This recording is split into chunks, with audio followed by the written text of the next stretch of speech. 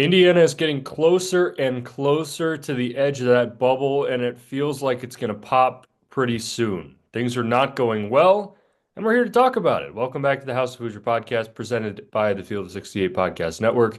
Ian Plaskoff with you, as always, with Noah Gerkey.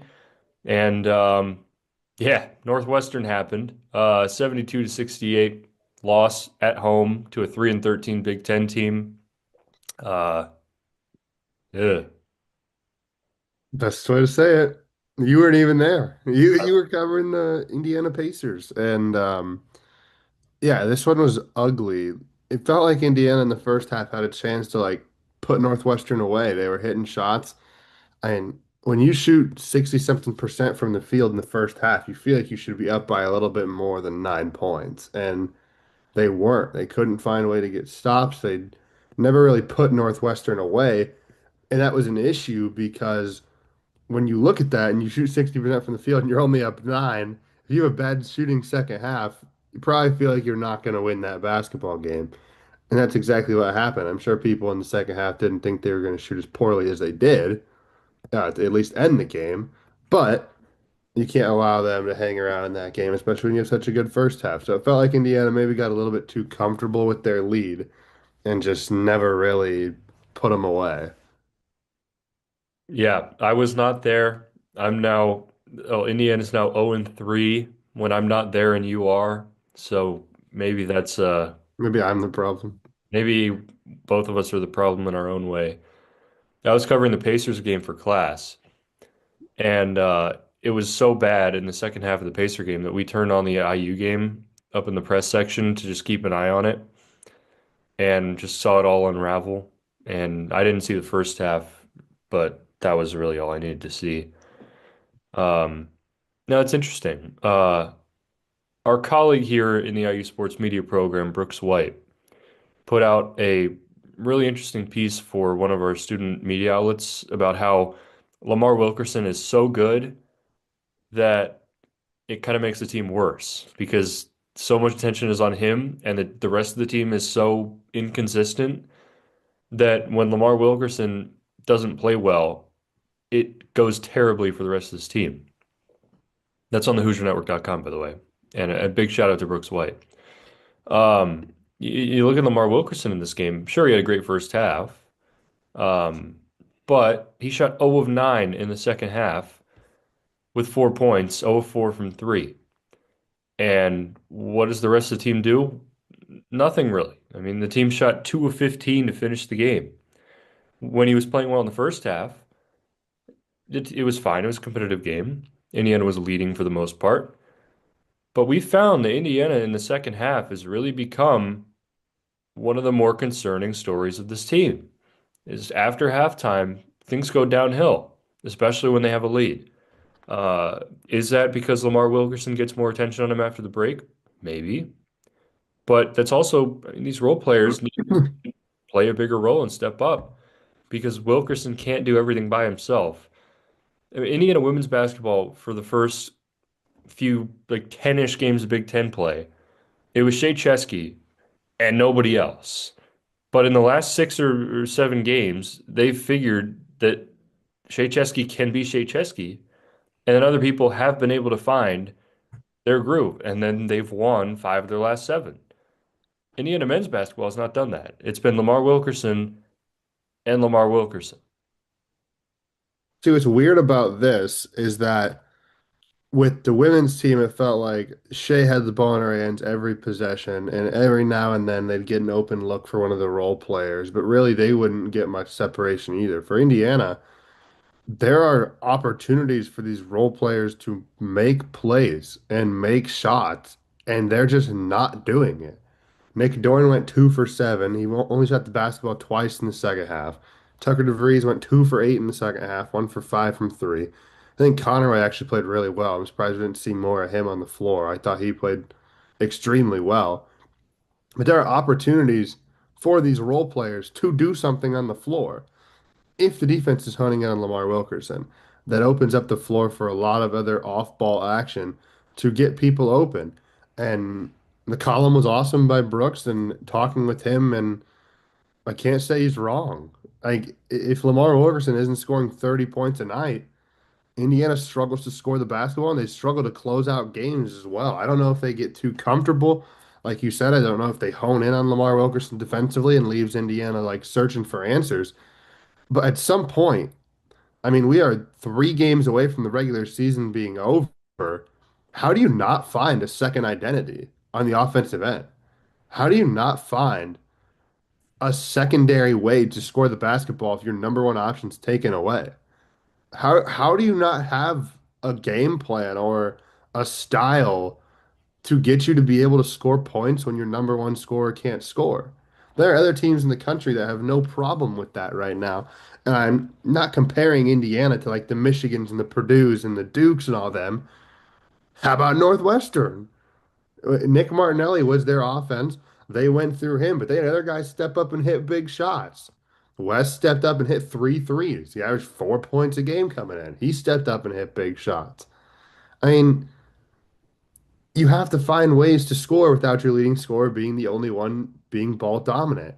And we are 3 games from the regular season ending, and I don't think there's been a time this year consistently over a three game stretch the Indians found a way to be successful on offense if Lamar Wilkerson's not the one scoring the basketball.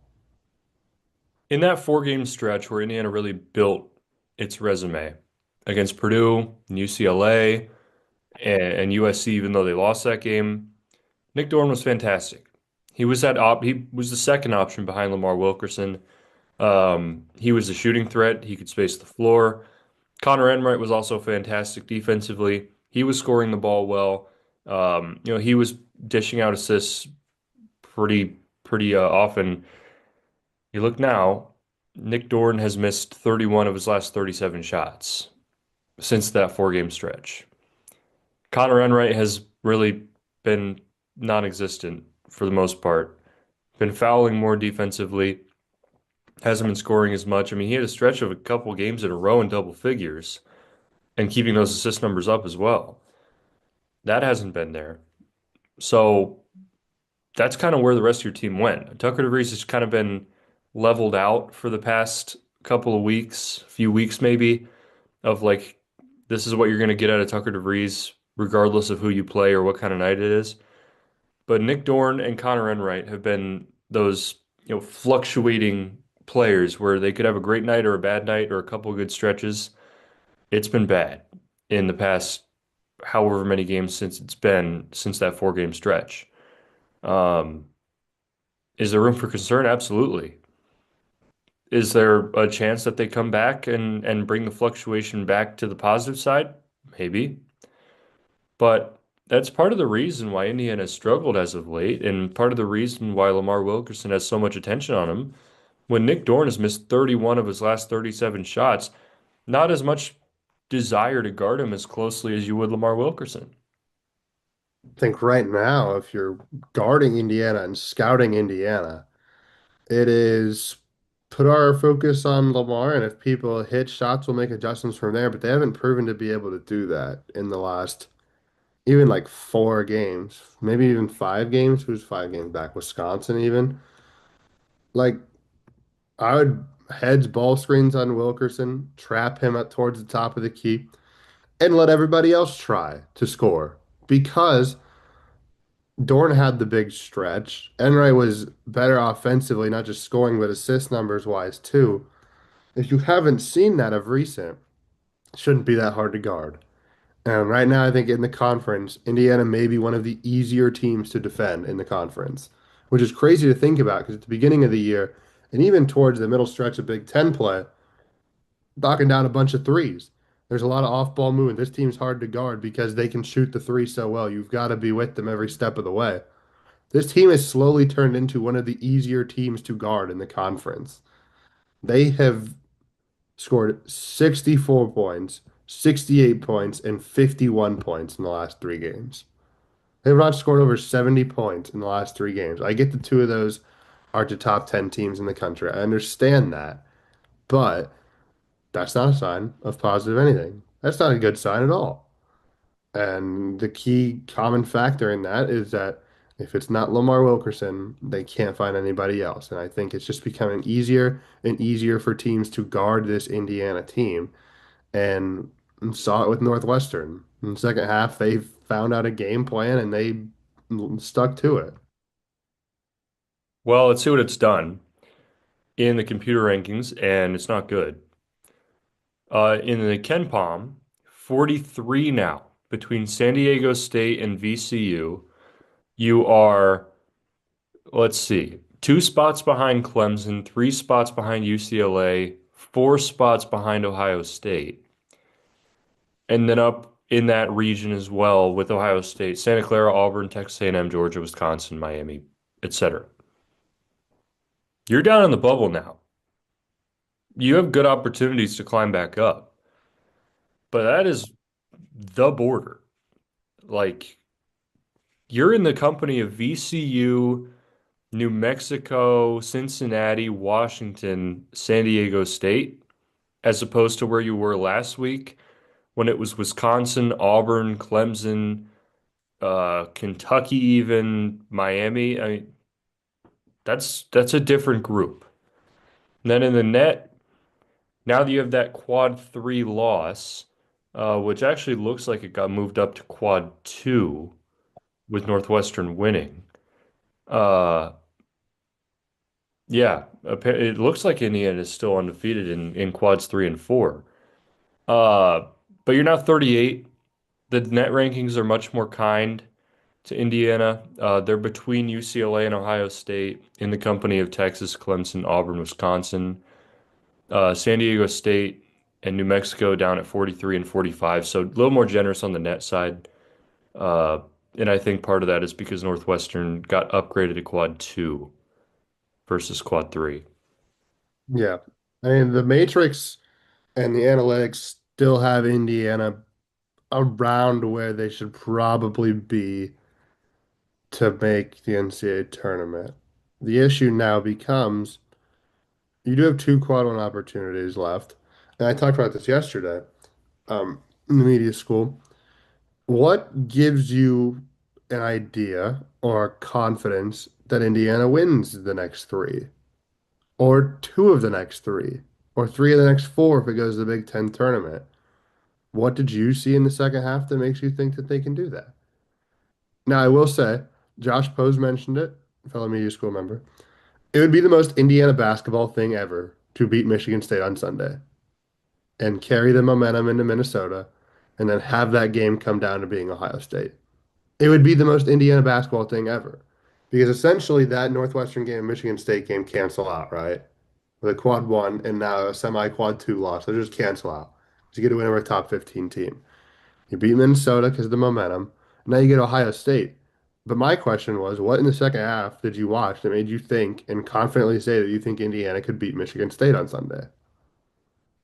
Nothing. Is there anything other than the pure vibes of Indiana basketball that just like finds a way to beat Michigan State at home and towards the end of the year every time they play? Like, was there anything legit on the floor, concrete evidence that made you think that Indiana was going to beat Michigan State or even Ohio State on the road? They're not a bad team by any means. They're 2 spots behind Indiana in the net. Sorry, one. They have the same exact record, almost the exact same resume when you look at it with wins in quad one and quad two. What makes you think they're just going to go beat Ohio State on the road? I'm not saying they're not. I just, when you look at it, I don't know what's the confidence in saying, yeah, Indiana's going to turn around and beat Michigan State. They're going to be just fine. I don't think you can go there yet. I'm not going there. I'm not either.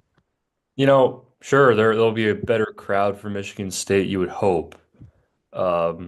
Maybe the burner balcony happens again. That was hilarious. That was funny. That was quite funny.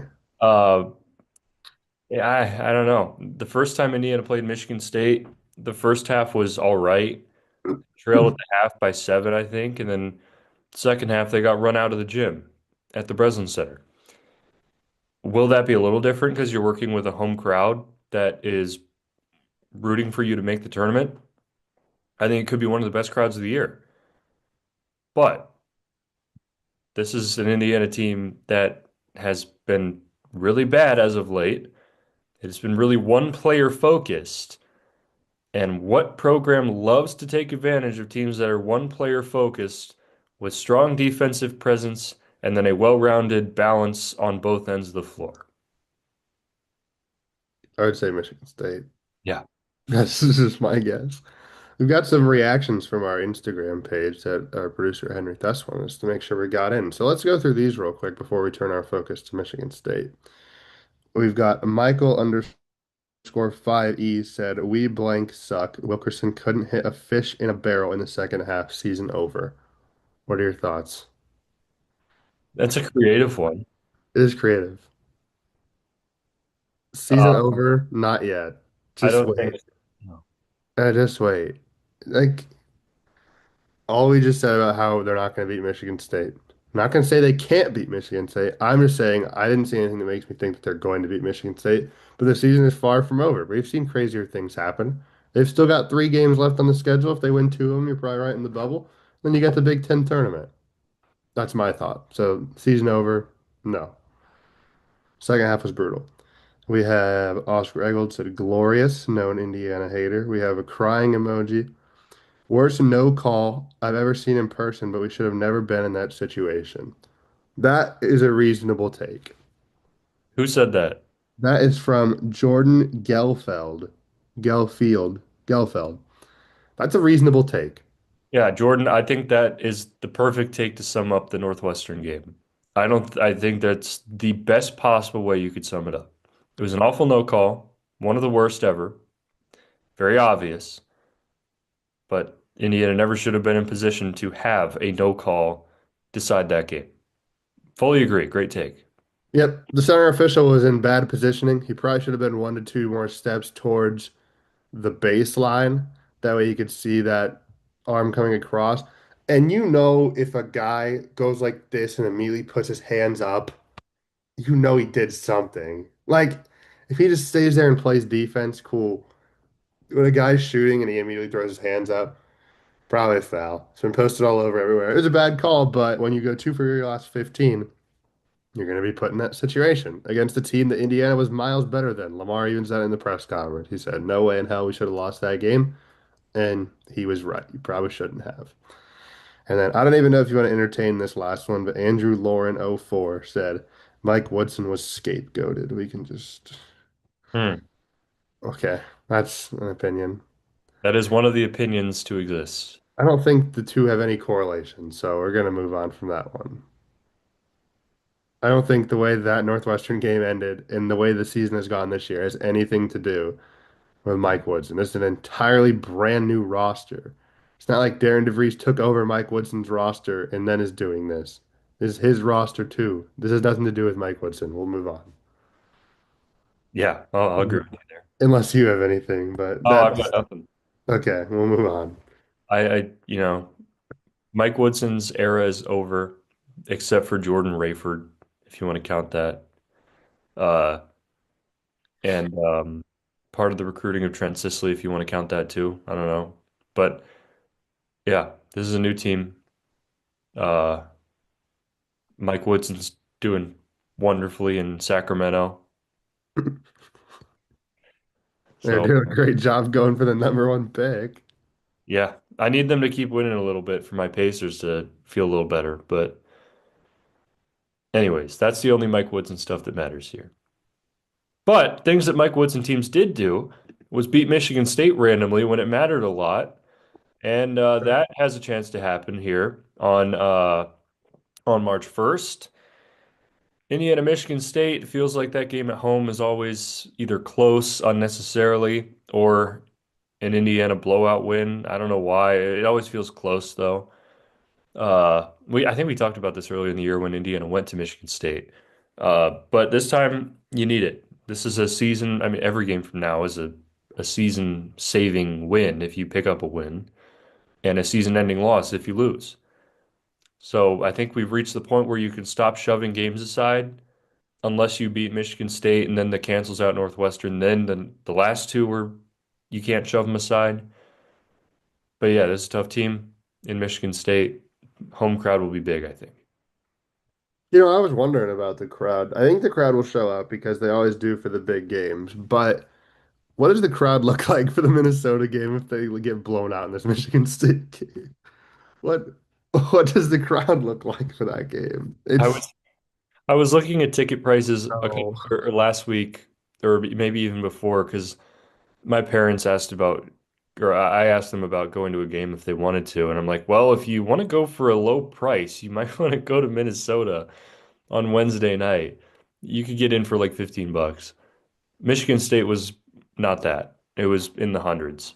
yeah. I think it'll be a good crowd for Michigan State. It's a big game, and if they win this one, you still feel pretty good about them potentially making the tournament and making a run. Um, this is a real tough team. I mean, they play so well defensively. They've got a balanced scoring attack, and they've got one of the best guards in the country, and Jeremy Fears Jr. And he's been able to be a microwave scorer at times this year. He's got games of 30 plus. He's got games where he's shooting over 70% efficiency. He's very, very talented. And then you've got Jackson Kohler and Carson Cooper inside the two bigs that kind of gave Indiana some trouble in that first one at the Breslin Center. But it's a white out, so if you're watching, wear white on Assembly Hall on Sunday. Um, it's going to be a good atmosphere, maybe the best crowd outside of Purdue of the year. And this is one that Coach DeVries has talked about how the crowd kind of gives them that extra juice. They're going to need some extra juice if they're going to get Michigan State at home. That or an outstanding shooting night because this Michigan State team, while it's not some of the teams we've seen in the years past, they just find ways to win games still. They don't have the firepower that we're used to seeing in a Michigan State team, but they're 22 and 5 and 12 and 4 in the conference. They find ways to win basketball games and they are quite good. Yeah, they've got four guys averaging 10 or more. They've got six guys averaging six or more, eight guys averaging five or more. Rebounding is big for this team. They're big, they're strong, they out rebound people. They average 41.1 rebounds a game. When Indiana played them last time, that was the case. And that was also Jeremy Fear's career high at the time. And he had a double-double as well. He had like a 28 and 10 double-double, something like that. 23 and 10. Yeah. That's insane. So he averages 9.2 assists a game, which is ridiculous for That's nuts. yeah, I mean, and this team doesn't shoot the three ball all that well, 35% as a team, but they have guys that hit at a high clip. Um, it's a weird thing where Indiana played them already once at Michigan State, and they're playing them now here in Bloomington. But both games feel completely different in that, the stakes are much higher for this game, and you have a home crowd.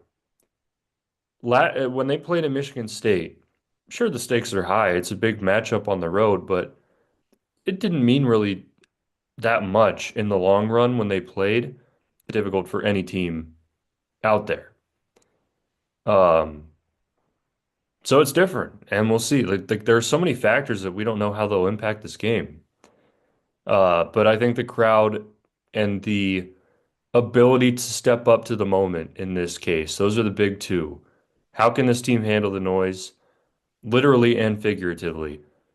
Um, yeah, I'm excited. It'll be good. I'm excited too. And we talked about um, Nick Rodecap actually, and I talked about how Indiana seems to be everybody's get right game when they're on a down stretch. There's Indiana. Michigan State, however good they've been this year, they've only won three of the last six. They've lost to Michigan, Minnesota, and Wisconsin in that stretch. I also have gotten myself into trouble by right before the Purdue game. I was like, oh, it's okay. Purdue plays Michigan a few days before. Maybe they're not scouting Indiana, and Indiana can surprise them. And it's like a trap game. And then Indiana lost by 29 points. I hate to do the same thing again. Michigan State plays Purdue tonight, and they turn around and play Indiana on Sunday. So maybe Michigan State is tired from a long game at Purdue or a tough game at Purdue, and maybe something happens there. Who knows? But it's going to be a good home crowd, and Indiana knows that they need it. It's going to be a nervous energy in the building, I fear, which is weird with a top 15 team coming into town. You normally feel that nervous energy when it's a team around the same skill level as Indiana, or maybe a team slightly worse, that you're like, oh, we got to get this one, but who knows? It's weird. It's going to be weird feeling that like anxious energy with a top 15 team coming into town to play you. But I think it's just going to be people are going to be on the edge of their seat. Like, what is going to be the fate of this basketball team? And it's going to be like that all 40 minutes. And if they get off to a rough start, would not be shocked to hear some boo birds come down. I really wouldn't. Which is unfortunate, by the way, because I don't think this team deserves to be booed, but I just know that it's going to happen. Indiana fans are very impatient, and some of that's for good reason. Some of that is not, but some of it is. Standards are high. They expect the best. I think DeVries in year one for building a whole roster in one summer, being in the tournament conversation in a conference like the Big Ten. Sure, Indiana has a lot of money to spend, but that's an impressive feat in itself. And I like the culture. I like the everything that he's building. It's just a matter of you have an entire roster that you had to build in one summer without any continuity, without guys playing together, without guys playing in the Big Ten. It's a good thing to be in the conversation. I don't mind. I think this season has already outperformed my expectations. Would it be nice to play in the tournament? Sure. Could this team have played in the tournament or been in a much better spot uh, without self-inflicted wounds? Absolutely.